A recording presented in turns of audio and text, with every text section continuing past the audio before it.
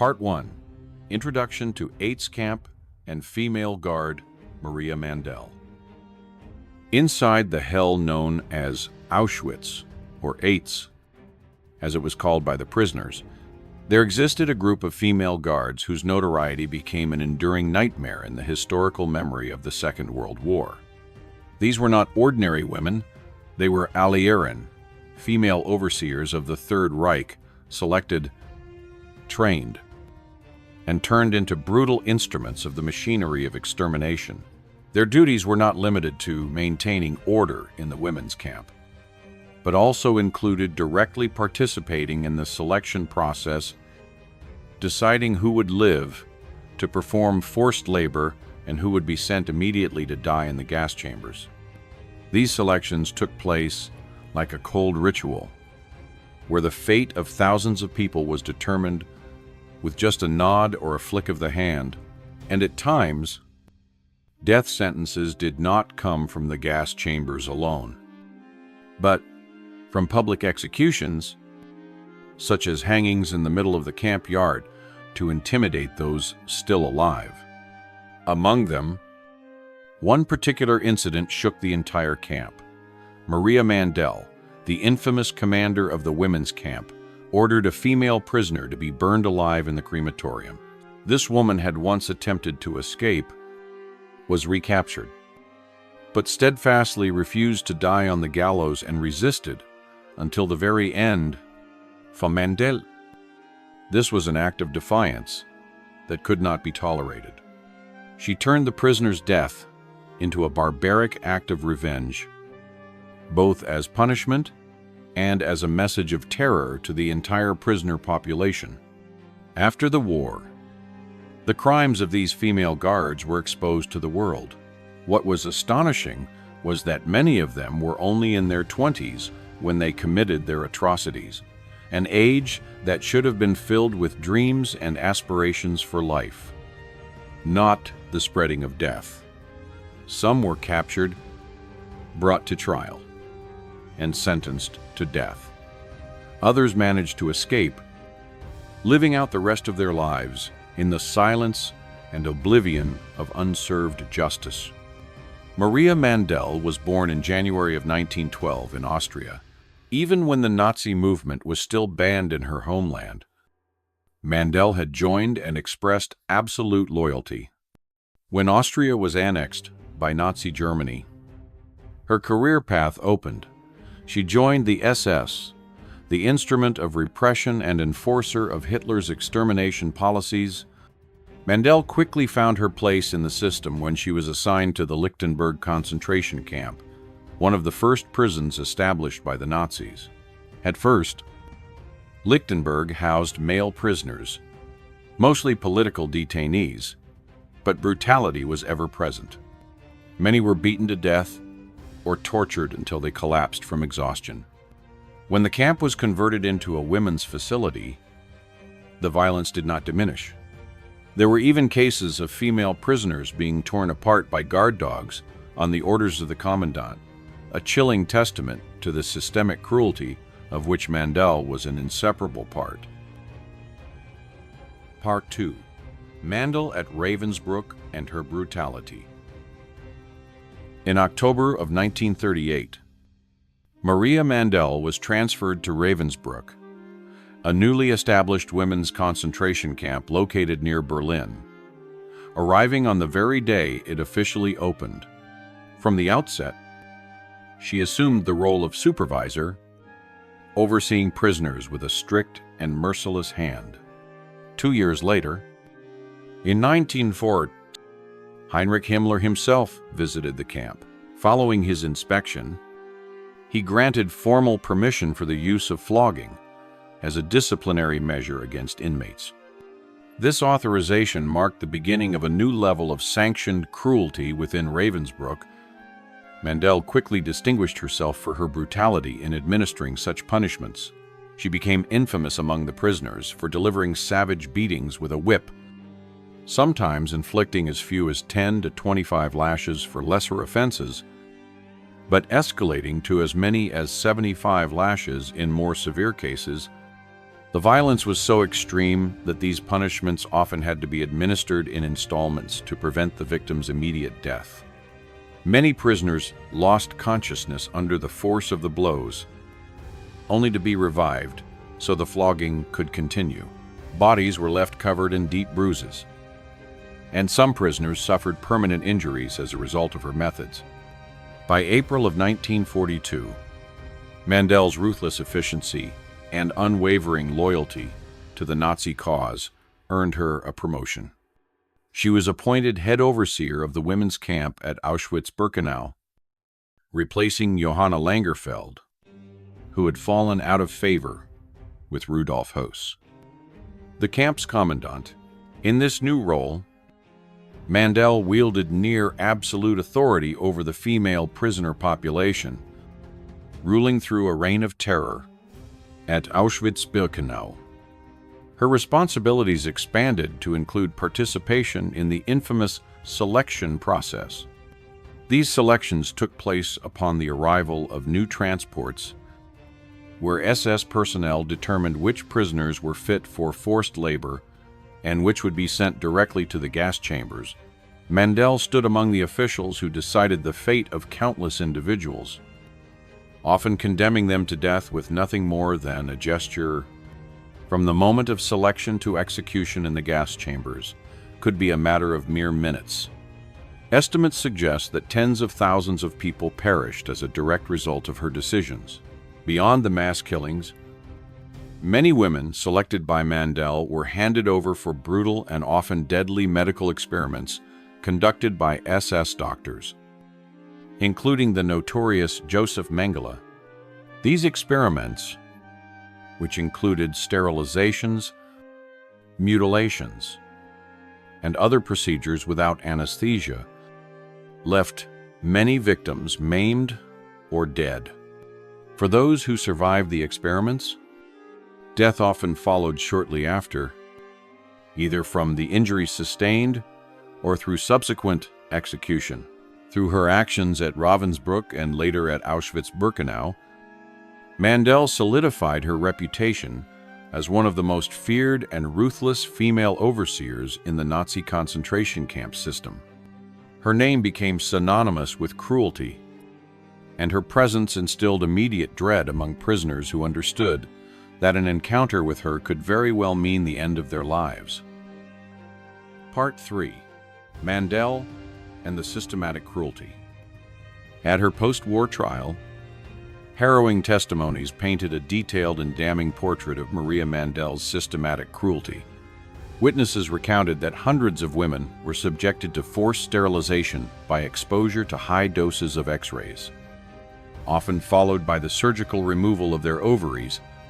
These procedures were performed without anesthesia and left the victims in extreme agony. Once the operations were completed, many of these women were sent directly to the gas chambers to be killed. Other accounts described the horrific treatment of children under her authority. It was said that children were sometimes deliberately left outside during the freezing winter nights, with no shelter or warmth, until they succumbed to the cold. Mandel was also reported to have ordered thousands of prisoners to stand barefoot in the snow for hours on end. Those who collapsed from hypothermia and exhaustion were not given medical aid. Instead, they were sent to their deaths. The testimonies also revealed the disturbing contrast between her brutality and her private indulgences. After sessions of torture or executions, Mandel often hosted parties in her quarters with SS officers, celebrating in an atmosphere of music, alcohol, and laughter, seemingly oblivious to the suffering she had just inflicted. Over the course of more than 2 years, participating in the selection process at Auschwitz-Birkenau, it is estimated that approximately 500,000 women and children were sent to their deaths as a direct result of her decisions. These selections were conducted with chilling efficiency, reducing the fate of each prisoner to a swift judgment that sealed their doom. Mandel also implemented an unusual yet sinister feature within the camp: the formation of a prisoner orchestra. Comprised of women who were spared from hard labor for this purpose, the orchestra included violins, cellos, guitars, accordions, and other instruments. They were forced to perform marches and other pieces on command. The music would accompany new arrivals as they were marched into the camp and would also be played during public executions. On occasion, the orchestra performed when prisoners returned from exhausting work details, forcing them to march in step to the sound of music instead of allowing them to rest. This combination of calculated brutality, psychological torment, and perverse theatrics made Mandel one of the most feared figures in the camp. Her actions demonstrated not only physical cruelty, but also a deliberate effort to strip prisoners of their dignity and humanity. In late 1944, as the Soviet Red Army advanced toward Auschwitz, Mandel left the camp. She was reassigned to a subcamp of Dachau, taking with her the same ruthless demeanor and willingness to serve the Nazi cause until the very end. Her departure marked the close of a particularly grim chapter in Auschwitz's history. But the legacy of her actions, the mass deaths, the suffering, and the terror remained burned into the memories of those who had survived her reign. Part 4. Arrest, Trial, and Execution of Maria Mandel. On August 10, 1945, Maria Mandel was captured by American forces in the mountains of southern Bavaria. Following her arrest, she was subjected to a series of interrogations. Those who questioned her noted that she was highly intelligent and demonstrated an unwavering sense of dedication to what she referred to as her work, the mass extermination carried out under the Nazi regime. There was no sign of remorse in her words or demeanor, only a calm acknowledgement of her role within the machinery of genocide. After a period of detention, Mandel was handed over to the authorities of the newly formed Polish People's Republic to stand trial in the Auschwitz trials. These proceedings were aimed at bringing to justice the most notorious figures associated with the atrocities committed at the camp. During the trial, Mandel sat with her head lowered as survivor after survivor took the stand, recounting the acts of cruelty she had inflicted. The testimonies painted a picture of relentless brutality. The selections she conducted, the beatings she administered, and the countless lives she consigned to death. The court found her guilty of crimes against humanity, concluding that her actions had directly contributed to the deaths of nearly 500,000 people, most of them women and children. For these crimes, she was sentenced to death. The execution was scheduled to take place on January 28, 1948, at Krakow Prison, a facility that had itself been a site of suffering during the war. On that day, 20 individuals condemned to death were to be hanged, with Maria Mandel designated as the first. At the appointed hour, Mandel was led into the execution chamber.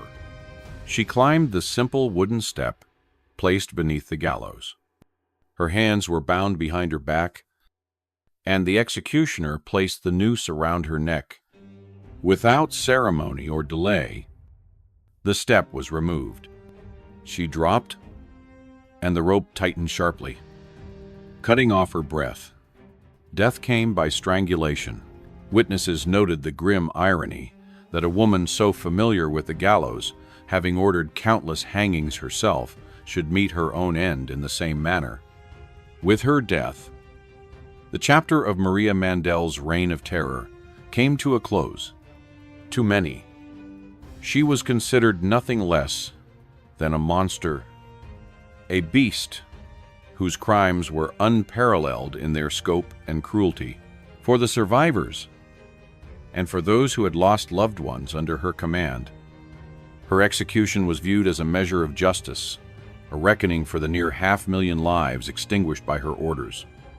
Though the rope ended her life, the memory of her deeds remained, preserved in the testimonies of those who had endured them, as a stark warning of the depths of human cruelty. Part 5. Johanna Borman, the Woman with the Dogs. Johanna Borman's reign of terror did not end with her time at Auschwitz-Birkenau. After her service there, she was transferred to Bergen-Belsen, another camp that would become notorious for its inhumane conditions and staggering death toll in the final months of the war. At Bergen-Belsen, Borman continued the same patterns of cruelty that had defined her conduct at Auschwitz. Witnesses recalled that her brutality was unrelenting, with prisoners living in constant fear, not only of her whip and fists, but also of her ever-present dogs. Accounts from survivors stated that she seemed to take pleasure in inflicting pain, often punishing inmates for the smallest perceived offenses. On some occasions, she would force prisoners to perform exhausting physical exercises for extended periods. Beating those who faltered, her punishments were not just physical but psychological, breaking the spirit of her victims and ensuring that fear became a constant companion in the camp. Borman's role in the selection process at Auschwitz also came under scrutiny after the war. Testimonies placed her directly alongside Dr. Joseph Mengele and Dr. Fritz Klein during the arrival of prisoner transports.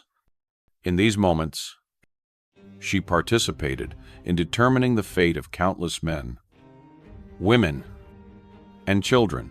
Her decisions often meant immediate death in the gas chambers, and she carried out this responsibility with the same cold detachment she displayed in other acts of cruelty. Survivors remembered her presence at these selections vividly, describing the way she moved through the lines of prisoners, signaling who would live and who would die. One particularly chilling testimony recounted an incident in which Borman set her dog on a prisoner who had lagged behind during a forced march. The attack was brutal, and the victim's screams echoed through the camp until they were silenced. The prisoner did not survive. Such acts became emblematic of her time in the camps: swift, vicious, and final. When Bergen-Belsen was liberated by British forces in April 1945, Johanna Borman was among the personnel taken into custody. The liberation revealed the horrific conditions in the camp, with tens of thousands of corpses lying unburied and survivors in advanced stages of starvation and disease. Borman was recognized immediately by former prisoners, many of whom were eager to provide testimony against her. She was brought to trial during the Belsen proceedings, where the full extent of her crimes was laid bare. Witness after witness described her violence, her role in the selections, and the way she used her dogs as weapons. Although she attempted to deny some accusations, particularly those involving the deliberate use of her dogs to attack prisoners, the weight of evidence against her was overwhelming. The court found her guilty of war crimes, including participation in the systematic murder of prisoners and the infliction of severe physical and mental suffering. For these crimes, Johanna Borman was sentenced to death on December 13, 1945, at Hamelin Prison. She was executed by hanging. Her small stature and seemingly unassuming appearance had masked a capacity for cruelty that left an indelible mark on history, and her death marked the end of one of the most feared figures in the Nazi concentration camp system. Part 6. The Crimes and Denials of Johanna Borman. In addition to unleashing her dogs on prisoners, Johanna Borman was accused of killing inmates through direct physical violence. One particularly harrowing incident involved a female prisoner caught stealing vegetables. Borman struck her so savagely that several of her teeth were broken. Immediately after, she set her dog upon the victim's sickly friend, who was unable to defend herself. The attack was so brutal that the woman died 2 days later from her injuries. Borman's cruelty extended far beyond isolated acts. She frequently forced prisoners to engage in exhausting physical exercises as a form of punishment. These drills would continue until the inmates were on the verge of collapse, at which point she would beat them with either a wooden club or a rubber truncheon. Witnesses recounted seeing her inflict these punishments without hesitation or mercy, ensuring the suffering was both physical and deeply demoralizing. When she was transferred to Bergen-Belsen, her methods did not change. Despite the collapsing infrastructure of the camp and the mass suffering caused by starvation and disease, Borman continued to enforce her authority through intimidation, beatings, and the ever-present threat of her dogs. Survivors described her presence in the camp as a constant source of fear. After Bergen-Belsen was liberated by British forces in April 1945, Borman was taken into custody. It was during the subsequent investigations and trials that she faced the full weight of the accusations against her. However, when questioned, she denied participating in the selection process that sent countless prisoners to their deaths in the gas chambers. She also insisted that her dogs were merely pets, never trained or commanded to attack inmates. In an attempt to present herself in a more favorable light, Borman claimed she had once requested to leave the SS, but that her request had been denied. This, she implied, showed she had no desire to remain in her position. However, witnesses refuted her assertions. Multiple survivors testified that they had seen her actively present during selections alongside SS doctors, pointing out prisoners who would be sent to their deaths. Others stated unequivocally that she had repeatedly encouraged her dogs to maul inmates, sometimes as a form of public punishment. The conflicting narratives between Borman's denials and the overwhelming eyewitness accounts became a central point of her trial. For the court, the testimonies of those who had survived her brutality carried significant weight. They described in detail the violence she inflicted, the calculated nature of her punishments, and her willingness to use fear as a tool of control. By the time her trial concluded, the evidence left little doubt as to her guilt. Her attempts to downplay her role and reframe her actions as benign were overshadowed by the sheer consistency and volume of survivor testimony. For many of those who faced her in the courtroom, the trial was not just a legal proceeding, it was an opportunity to ensure that Johanna Borman's crimes were formally recognized and judged. Part 7. The Trial and Execution of Johanna Borman. At the Belsen trial, Johanna Borman stood accused of crimes against humanity committed at both Auschwitz and Bergen-Belsen. The prosecution presented detailed testimonies from survivors outlining her brutality, the relentless beatings, the forced physical punishments, and the horrific use of her dogs to maul prisoners. Each account added to the portrait of a woman whose conduct had left an enduring mark of terror on those under her control. In her defense, Borman's counsel attempted to reshape her image. They described her as a lonely, middle-aged woman, crushed by the harsh conditions of life in the camps and compelled to act in ways necessary for survival. The defense narrative suggested that she had been a victim of circumstance rather than a willing perpetrator of atrocities. However, the court was unmoved by this portrayal. The weight of eyewitness accounts and the consistency of the testimonies left little room for doubt. The judges rejected the notion that Borman's actions were merely the product of her environment. Instead, they concluded that her cruelty was deliberate and sustained, driven by her own choices rather than external coercion. The evidence established her as an active and willing participant in the crimes committed at both camps on December 13, 1945. Borman's sentence was carried out at Hamelin Prison. The British executioner, Albert Pierre Point, was assigned the task. Before the execution, Pierrepoint measured her height and weight to calculate the exact length of the drop required for a quick death. This precision was part of his method, designed to ensure that the condemned would die instantly from a broken neck rather than prolonged strangulation. When the time came, Borman was led into the execution chamber. A hood was placed over her head, and she was guided onto the trapdoor, marked with a chalk X on the floor. Standing on the mark, with her hands bound, she awaited the final moment. Without delay, Pierrepoint released the lever, and the trapdoor swung open. The drop was swift, and death was instantaneous. Following her execution, Borman's body was removed and cremated.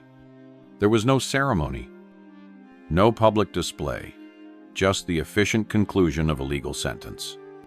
Yet for those who had suffered under her hand, the event carried a heavy symbolic weight. It marked the end of a figure whose name had become synonymous with cruelty inside the concentration camps. Johanna Borman's legacy was cemented not by her defense's portrayal of a weary, isolated woman, but by the chilling recollections of survivors who remembered the beatings, the terror, and the sight of her dogs tearing into helpless prisoners. History would not remember her as a victim of circumstance, but as a cold-blooded perpetrator of some of the most inhumane acts committed within the Nazi camp system. Part 8. Elisabeth Volkenrath, the brutal young overseer. Elisabeth Volkenrath was born in 1919. Before joining the SS, she worked as a nanny and later as a hairdresser. In October 1941, she enlisted in the SS and began her service at Ravensbrück, the notorious women's concentration camp.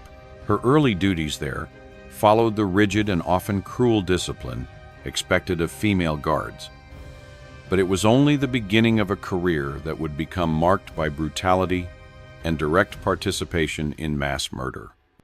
In March 1942, Volkenrath requested a transfer to Auschwitz, which had already become a central hub in the Nazi system of forced labor and extermination.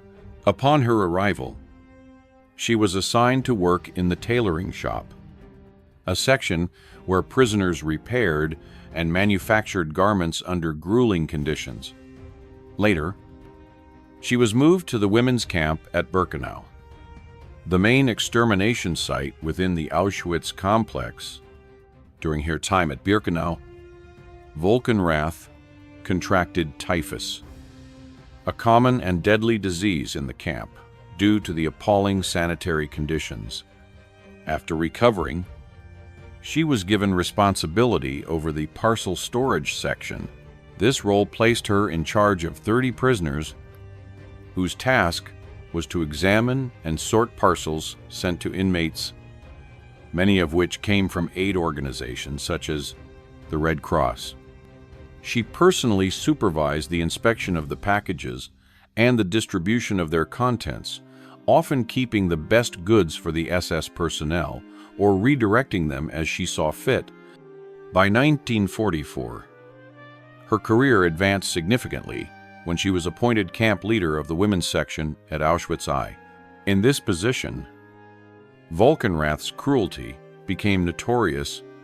She took part in the selections at the railway ramp, where incoming transports were divided between those deemed fit for labor and those sent immediately to the gas chambers. Witnesses described how she stood alongside SS doctors, sending the sick, the weak, and the elderly to their deaths without hesitation. Her violence extended far beyond the selection process.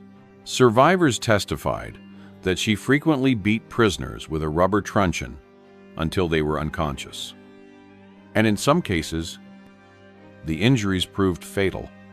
One particularly disturbing account described how Volkenrath punished a sick inmate caught stealing vegetables. She forced the woman to hold the stolen produce above her head for 4 hours. Standing in place under the weight and strain, when the woman could no longer hold her arms up, Volkenrath struck her repeatedly with her truncheon until she collapsed. Unconscious on the ground, these acts of cruelty were not isolated. They formed a consistent pattern of behavior. Under her authority, prisoners lived in constant fear, not only of being selected for death, but also of suffering severe beatings for even the smallest infractions. Volkenrath's tenure at Auschwitz solidified her reputation as one of the most ruthless female overseers in the Nazi camp system. A figure whose youth did nothing to temper her capacity for violence, and whose position gave her the power to determine life or death with a mere gesture. Part 9. The Trial and Death of Elisabeth Volkenrath. After the evacuation of Auschwitz, Elisabeth Volkenrath was transferred to Bergen-Belsen, where she served under the command of Joseph Kramer. Infamously known as the Beast of Belsen, despite the chaos and disease that plagued the camp in its final months, she continued to treat prisoners with cruelty and contempt. Typhus swept through the camp, claiming thousands of lives. Yet Volkenrath remained committed to enforcing harsh discipline and carrying out punishments with her usual severity. On April 15, 1945, British forces liberated Bergen-Belsen. The scenes they encountered were horrific. Thousands of unburied corpses lying in open pits, the stench of death heavy in the air, and tens of thousands of emaciated survivors on the brink of death. Volkenrath was among the SS personnel captured during the liberation. As part of the immediate post-liberation measures, she was ordered to help bury the countless dead, an act that did little to erase the years of brutality she had inflicted. Her trial began in September 1945, during the Belsen proceedings. The court heard extensive testimony from survivors who described her role in selections at Auschwitz and her violent treatment of prisoners. Volkenrath admitted that she had been present during the selection processes, but denied personally killing anyone. She claimed her duties were limited to administrative tasks and, at most, slapping prisoners as punishment. She further insisted that she had endured the same living conditions as the inmates, portraying herself as another victim of the war's hardships. The court, however, was not swayed by these statements. Survivor testimonies contradicted her claims, detailing her active participation in selections that sent countless prisoners to the gas chambers, as well as numerous incidents in which she beat prisoners so severely that they lost consciousness or died. The image she attempted to present, that of a subordinate merely following orders without malicious intent, was dismantled piece by piece by the weight of the evidence. On December 13, 1945, Elisabeth Volkenrath's sentence was carried out at Hamelin Prison. She was the first of the condemned female war criminals to be executed that day. British executioner Albert Pierrepoint, tasked with performing the hangings, had calculated the drop to ensure a swift death. Volkenrath, only 26 years old, was led to the gallows, her hands bound tightly behind her back. A hood was placed over her head, and she was positioned on the trapdoor. With a pull of the lever, the trapdoor fell open, and Volkenrath dropped, her neck breaking instantly. Her body was removed from the gallows and later cremated, leaving behind no grave, only the memory of her crimes. Though young in years, Elisabeth Volkenrath had instilled fear and suffering in the lives of thousands. Her execution was viewed by many as a necessary reckoning, a stark reminder that age was no shield from justice when the crimes committed were as grave as hers. She remained, in history's eyes, one of the youngest yet most ruthless women to serve in the Nazi concentration camp system. Part 10. Irma Grese, the blonde angel of the death camp. Irma Grese was born in 1923 in the small village of Recken, Germany. Her early life was marked by tragedy when her mother took her own life, leaving Irma and her siblings without maternal care. She was only 9 years old at the time. Her father was a strict man who openly opposed Adolf Hitler and the Nazi movement.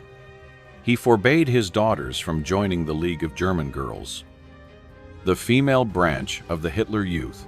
Despite this prohibition, Irma defied him, joining the organization and quickly becoming deeply influenced by its propaganda. At the age of 14, she left school and began working on a farm. She later trained as a nurse at a hospital reserved for SS personnel, a place where she would have been surrounded by Nazi ideology and military discipline. In 1941, determined to advance within the SS system, she applied for a position at Ravensbrück, the infamous women's concentration camp. There, she underwent 3 weeks of intensive training, learning the methods of control and repression used against inmates. By the time she was 19, Grese was transferred to Auschwitz-Birkenau, where she was placed in charge of supervising as many as 30,000 female prisoners. It was here that she became infamous, not only for her striking appearance earning her the nickname the Blonde Angel, but also for her extreme cruelty. She was rarely seen without her whip, pistol, and dogs, tools she used to intimidate, punish, and kill. Survivors recounted numerous incidents in which Grese personally assaulted prisoners. She was known to whip women without hesitation, sometimes causing injuries so severe that the victims died from infection or trauma. She also used her dogs as weapons, setting them on inmates who fell behind during forced marches or work details. The attacks were brutal, often resulting in torn flesh and death. Grese's participation in the selection process alongside Dr. Joseph Mengele cemented her role in the camp's machinery of mass murder. During these selections, she helped determine who among the arriving prisoners would be sent directly to the gas chambers and who would be forced into labor. Her decisions, delivered with cold detachment, sealed the fate of thousands. One of the more shocking allegations against her was the killing of a prisoner who had been her lover. When she grew bored of the relationship, she is said to have ensured the inmate's name appeared on a list for execution, sending him to his death without remorse. This act exemplified the depth of her ruthlessness, where personal connections were no safeguard against her capacity for cruelty. By the time Auschwitz was evacuated, Irma Grese's reputation as one of the most feared female guards in the Nazi concentration camp system was firmly established. Her combination of youthful beauty and merciless violence made her a symbol of the perverse and sadistic nature of the regime she served. For the thousands who suffered under her authority, the image of the Blonde Angel was not one of grace, but of death. Part 11. The Cruelty of Irma Grese and Her Fate. Irma Grese was known not only for her violent actions, but also for the striking contrast between her appearance and her deeds. She often dressed with meticulous care, wearing well-fitted uniforms and applying expensive perfumes that stood out in the grim atmosphere of the camps. Yet behind this polished exterior was a relentless brutality. She carried a whip and a pistol at all times, using them without hesitation. Prisoners testified that beatings from her whip often caused deep wounds that became infected, leading to slow and painful deaths.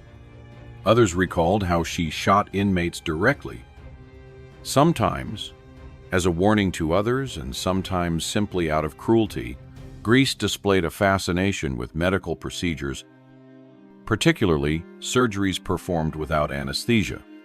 She was known to watch these operations closely, sometimes smiling or making comments while prisoners screamed in agony.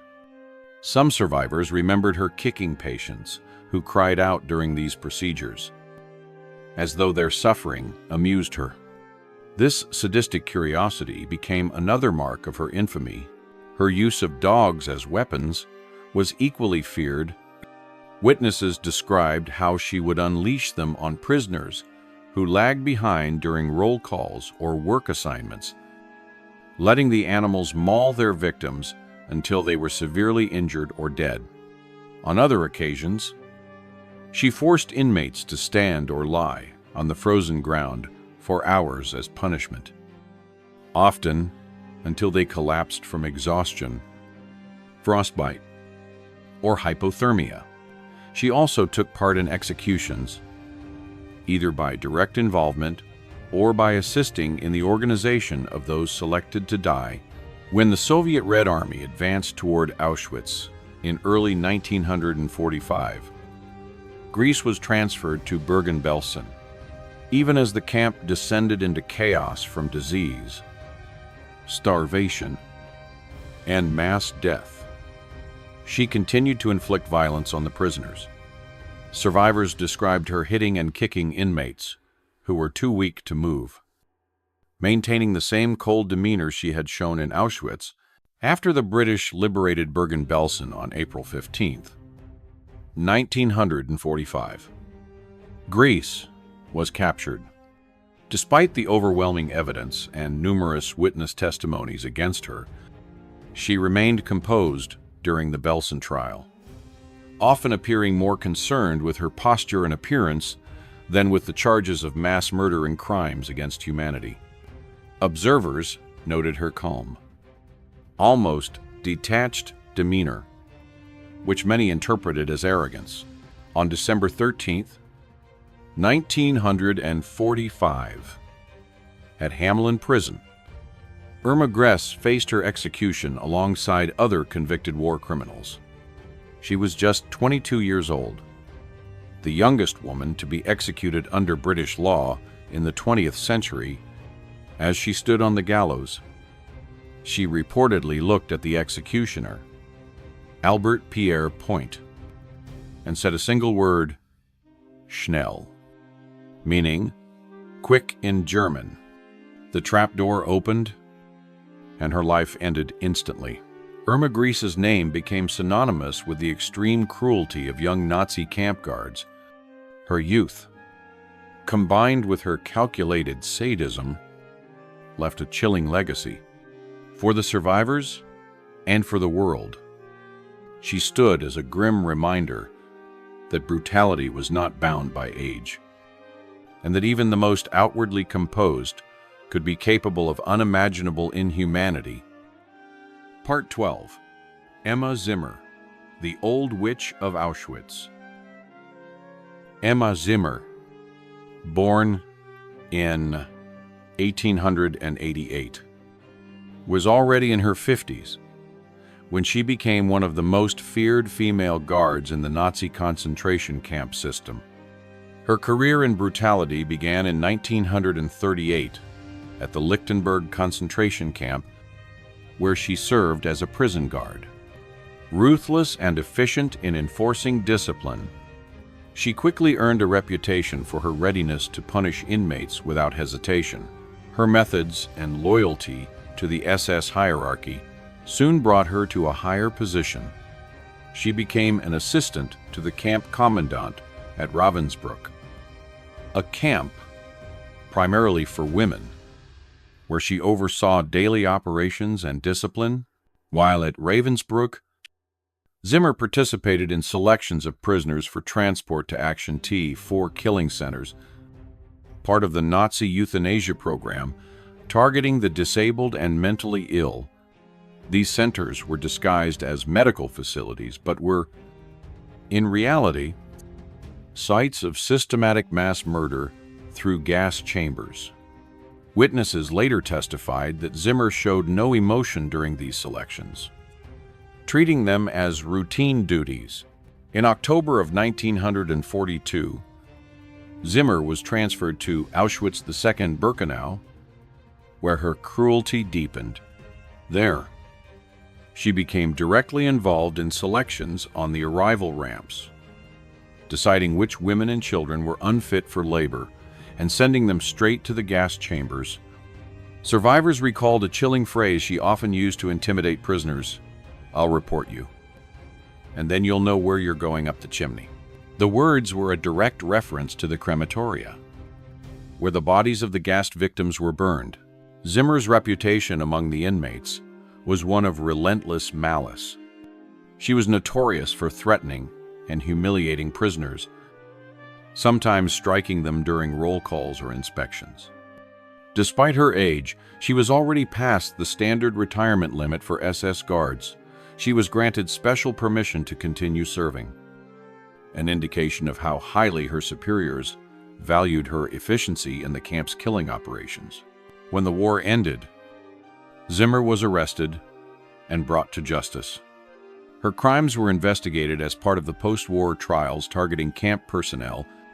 She stood before the 7th Ravensbrück trial, where she faced charges of war crimes and crimes against humanity for her direct role in selections leading to mass murder.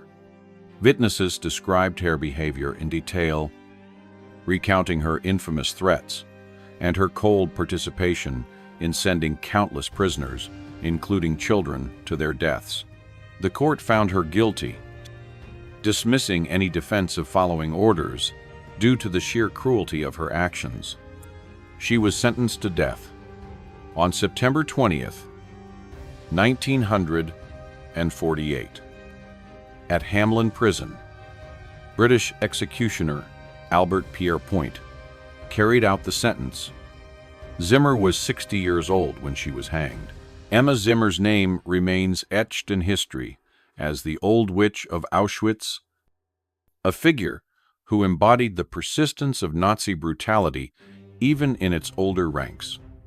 Her long career in the concentration camp system demonstrated that age offered no barrier to cruelty, and that even those far from the battlefield could play a central role in the machinery of mass murder.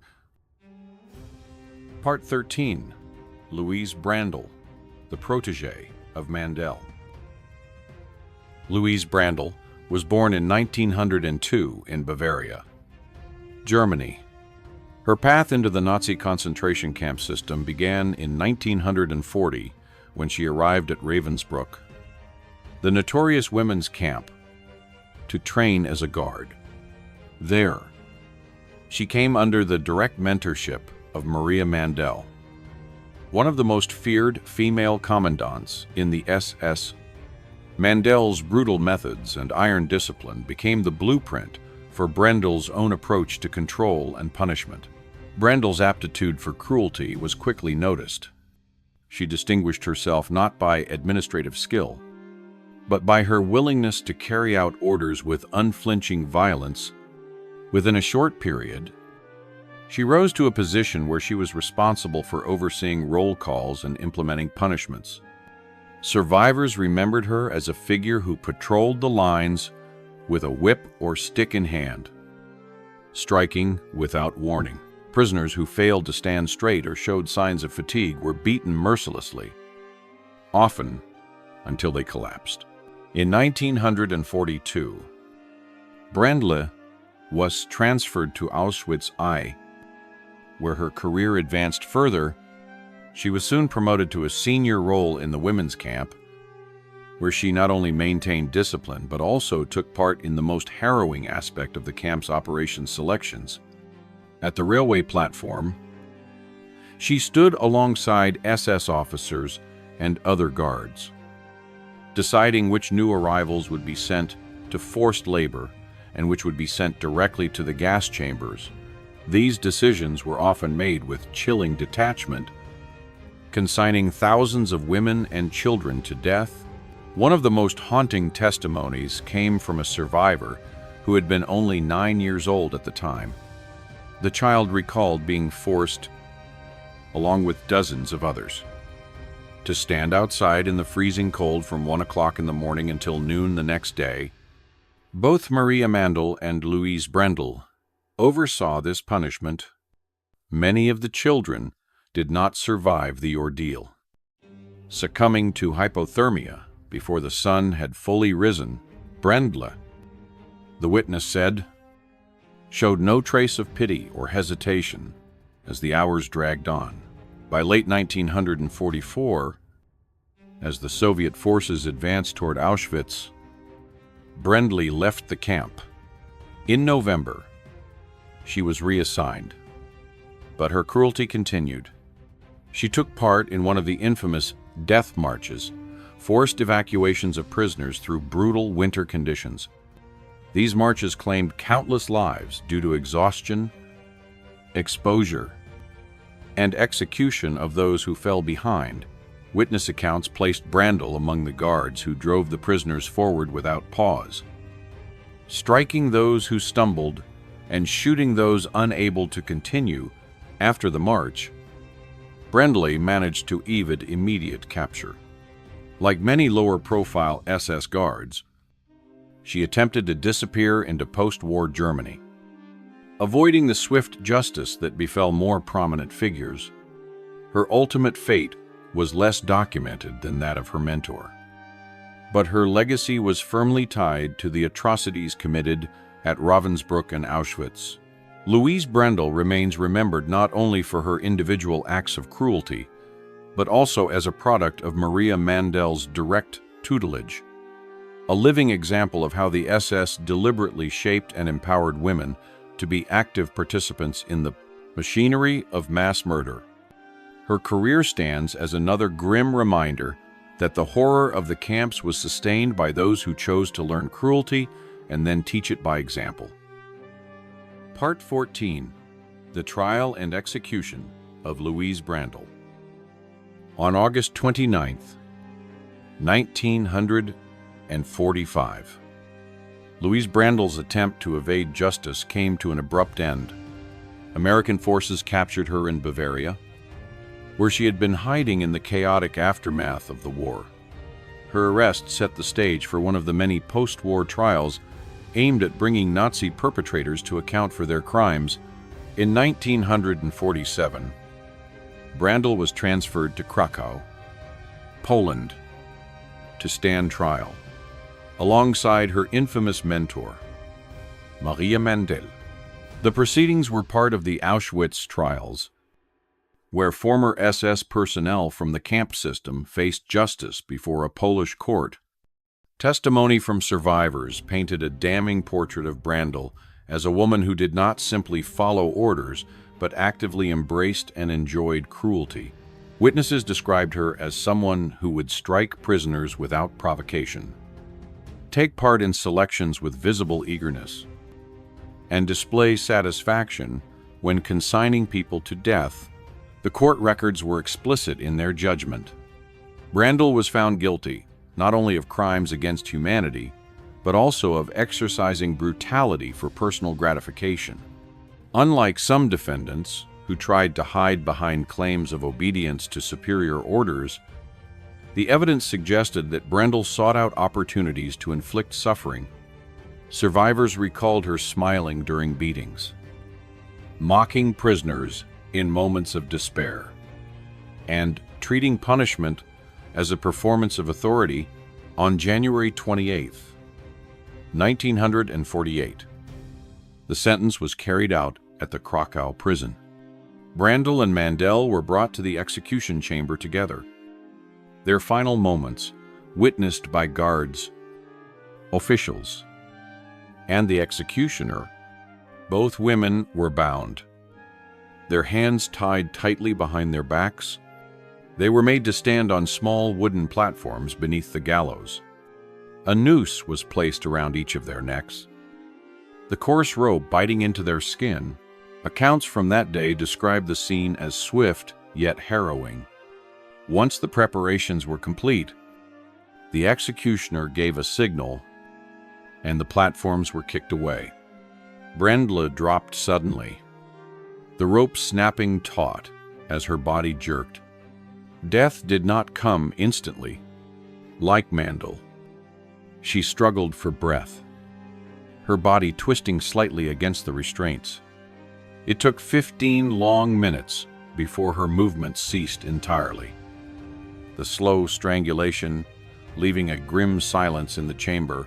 In the years that followed, Brändle's name faded from the broader public memory, overshadowed by figures like Irma Grese and Maria Mandel. Yet, within survivor testimonies and historical records, she remains an emblem of the kind of calculated, almost casual sadism that could flourish in the Nazi camp system. She was remembered not as a reluctant participant, but as a willing architect of pain, a guard who saw her position as a license to dominate, humiliate, and destroy. Her execution marked the end of a life devoted to the service of one of history's most destructive regimes. For the thousands who suffered under her authority, it was a measure of justice, though no sentence could undo the suffering she had inflicted. Part 15. Elisabeth Lupka, the latest death. Elisabeth Lupka was born in 1902 in a region that now lies within modern-day Poland. Before the war, she worked in an aircraft factory, a far cry from the role she would later assume as one of the many female guards in the Nazi concentration camp system.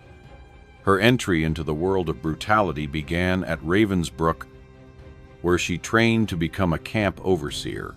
In 1943, Lupka was transferred to Auschwitz-Birkenau, where she quickly rose to the position of block leader. In this role, she wielded almost unchecked authority over hundreds of women prisoners. Survivors later testified that she frequently used a whip to beat inmates, often without provocation. Her duties extended beyond daily discipline. She was also present on the infamous railway platform, participating in the selections that determined who would be sent to forced labor and who would be sent directly to the gas chambers. Many of the people she selected were dead within minutes of their arrival. By January of 1945, as Soviet forces approached, Lupka was among those tasked with leading prisoners on a death march. For days, she forced emaciated and ill inmates to walk through the freezing winter landscape with minimal food or shelter. Those who could not keep pace were beaten, shot, or left to die along the roadside. After the march, she returned to Ravensbrück, continuing her duties until the final collapse of the Nazi regime. Her arrest came in June of 1945, just weeks after the end of the war in Europe. Yet unlike many other camp guards, who were quickly brought to trial, Lupka's case languished for 2 years before she was formally prosecuted. In 1947, she was extradited to Poland to face justice in Krakow. The charges against her included severe mistreatment of prisoners, direct participation in selections for extermination, and involvement in the deaths of countless individuals. Survivor testimony painted a consistent picture of a woman who embraced her role in the machinery of mass murder. The verdict was decisive. Lupka was found guilty of crimes against humanity and sentenced to death. On January 8, 1949, she was taken to the execution chamber, a plain room with a single hook in the ceiling for hangings. Witnesses reported that she showed little emotion as her hands were bound and the noose was placed around her neck. She was made to stand on a simple wooden chair beneath the hook. When the executioner kicked the chair away, Lupka fell into the air, and the rope tightened around her throat. The death was by strangulation, slow and deliberate, taking several minutes before her body went still. In a final act devoid of dignity, her body was handed over to a medical school for dissection and anatomical study. Lupka's execution marked one of the last instances of a female camp guard being put to death for war crimes. Yet her case also underscored a sobering reality. While she met justice, hundreds of other women who had served in similar roles escaped prosecution entirely, blending back into civilian life and living quietly for decades after the war. This video has taken us through some of the darkest corridors of human history, where cruelty was not an accident of circumstance, but a deliberate choice. The stories of Elisabeth Volkenrath, Irma Grese, Emma Zimmer, Luise Brändle, and Elisabeth Lupka are not merely accounts of individual brutality. They are reminders of how ordinary people, given unchecked power and guided by poisonous ideology, can become active participants in unimaginable atrocities. Through these stories, we are forced to confront uncomfortable truths. Evil rarely appears all at once. It grows in increments, normalized through obedience, propaganda, and the dehumanization of others. Each of these women once lived ordinary lives as farmers, nurses, factory workers, yet each crossed a moral threshold, embracing violence as routine and cruelty as part of the job. This transformation did not happen in a vacuum. It was made possible by a system that rewarded brutality, silenced dissent, and stripped away empathy. The value of revisiting these histories lies not in morbid fascination, but in vigilance. They teach us that atrocities are not confined to the past. Injustice and oppression can reappear in new forms, in new places. Whenever human dignity is compromised and prejudice is allowed to fester, it is in the small moments the decision to speak up or to stay silent, to protect or to harm, that the future is shaped. We also see, in their eventual trials and executions, that justice, though imperfect and often delayed, remains a vital part of confronting the past. The legal reckoning that followed the war sent a clear message: there must be accountability, regardless of rank, gender, or the passage of time. Even decades later, the pursuit of justice affirms the value of every life that was lost. From this video, we learn the importance of moral courage, the courage to resist orders that are wrong, to question propaganda, to stand against systems of oppression even when doing so is difficult or dangerous. We learn that indifference is itself a choice, and that silence in the face of cruelty allows it to grow unchecked. Ultimately, these histories challenge us to build a world where such crimes are not only punished, but prevented, where empathy overrides hate, and where the dignity of every person is fiercely protected. Remembering the past is not enough. We must act in the present to ensure it is never repeated.